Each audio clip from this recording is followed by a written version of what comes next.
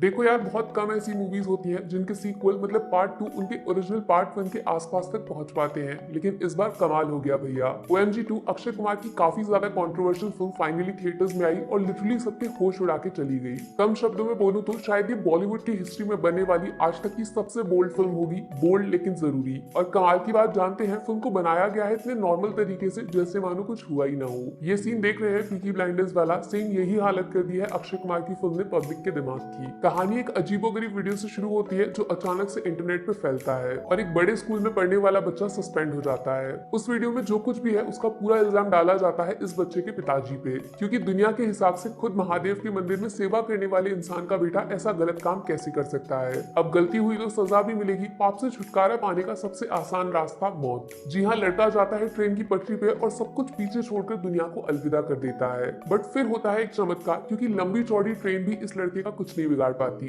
क्योंकि इसका हाथ पकड़ के पीछे हटाने वाला कोई मामूली इंसान नहीं, खुद भगवान है। जी हाँ, भक्त के बेटे को जीवन दान देने खुद महादेव के दूत आए हैं। फिर शुरू होती है एक जंग एकदम आर पार वाली, जिसमें तलवार बंदूक ये सब कुछ नहीं चलता। हार जीत का फैसला करेगी कोर्ट में बैठे जज साहब की कलम। लेकिन यार, ट्विस्ट खत्म होने का नाम ही नहीं ले रहे हैं। मैं ऐसा क्यों बोल रही हूँ यही सोच रहे हो, क्योंकि लड़के के पापा कोर्ट तो जाते हैं लेकिन खुद के खिलाफ केस कर देते हैं। पिताजी वर्सेस पिताजी in court room drama. Boss ये चल क्या रहा है? आखिर भगवान शिव ने ये कैसा रास्ता ढूंढा अपने भक्त को इंसाफ दिलाने का? अगर OMG 1 देखी आपने तो इतना जानते होंगे ये सिर्फ सिनेमा तक छुप के एंटरटेनमेंट देने वाली फिल्मों में नहीं है, रियल लाइफ में आपके दिमाग से खेलती है। सेम उसी पैटर्न पे OMG 2 भी दौड़ लगा रही है। ऐसा सिनेमा बनाया है जो थिएटर से बाहर निकलने के बाद भी आपका पीछा नहीं छोड़ेगा। सेक्स एजुकेशन का जो हवा बनाया है हमने अपनी सोसाइटी में, उसको कान से पकड़ के अक्षय कुमार एंड टीम पूरी दुनिया के सामने ले आए हैं। सच पूछोगे तो मुझे 1% भी ऐसा नहीं लगा था कि फिल्म वाकई अपने सब्जेक्ट को इतना ज्यादा नजदीक से प्रेजेंट कर देगी लोगों के सामने। 2023 में आने के बाद भी जो बात हम पेरेंट्स के सामने सोचने तक से डरते हैं, वो ये लोग बड़ी स्क्रीन पे दिखा रहे हैं। बहुत हिम्मत चाहिए होती है इंडियन ऑडियंस को उनकी गलती समझाने में। अगर बात चुप गई तो बॉयकॉट के पोस्टर हमेशा तैयार रहते हैं 24/7। बट OMG 2 को लिखा गया है इतने क्रिएटिव तरीके से कि ना सिर्फ पब्लिक इस फिल्म को एक्सेप्ट करेगी, बल्कि दोनों हाथों से गले लगाएगी और तालियां भी बजाएगी। आप मुझे बताओ, क्या सच में ये पॉसिबल है कि एक 70-80 साल के दादाजी को सेक्स एजुकेशन के बारे में बताया जाए, वो भी ऐसे कि उनको बुरा ना लगे? कैसे बोलोगे, क्या बोलोगे और किस शब्द का इस्तेमाल करोगे? पूरे दिन सोच लो, 24 घंटे, फिर भी जवाब नहीं मिलेगा।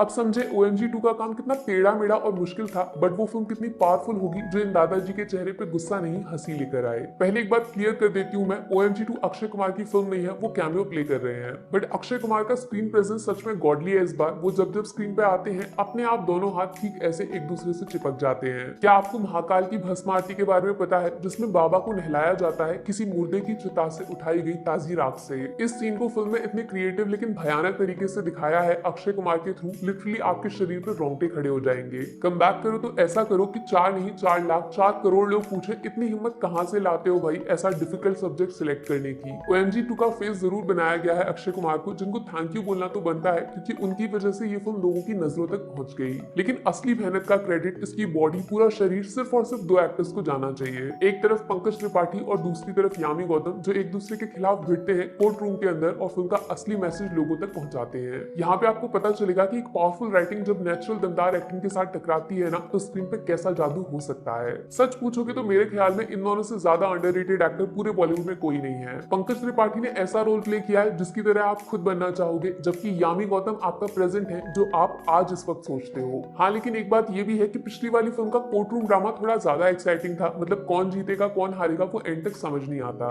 जबकि इस बार मामला थोड़ा वन साइडेड है, शुरुआत से एंड तक आप जानते हो कौन जीतेगा। लॉयर्स वाला एंगल उतना ज्यादा कॉम्पिटेटिव नहीं है। तो यार मेरी तरफ से OMG 2 को मिलेंगे 5 में से पूरे 4 स्टार्स। पहला और सबसे इंपॉर्टेंट फिल्म का सब्जेक्ट, ऐसा कुछ कभी इतना खुल के नहीं देखा होगा आपने, अलग एक्सपीरियंस होगा थिएटर में। दूसरा, अडल्ट, बोल्ड और कंट्रोवर्शियल सब्जेक्ट को कॉमेडी, फैमिली और सिंपल में बदल देना सिर्फ दमदार राइटिंग के दम पे। तीसरा, 1 स्टार अक्षय कुमार के नाम सेंसर बोर्ड टांग ना अड़ाता तो मैं आज उनको शिव बोल के हाथ जोड़ लेती।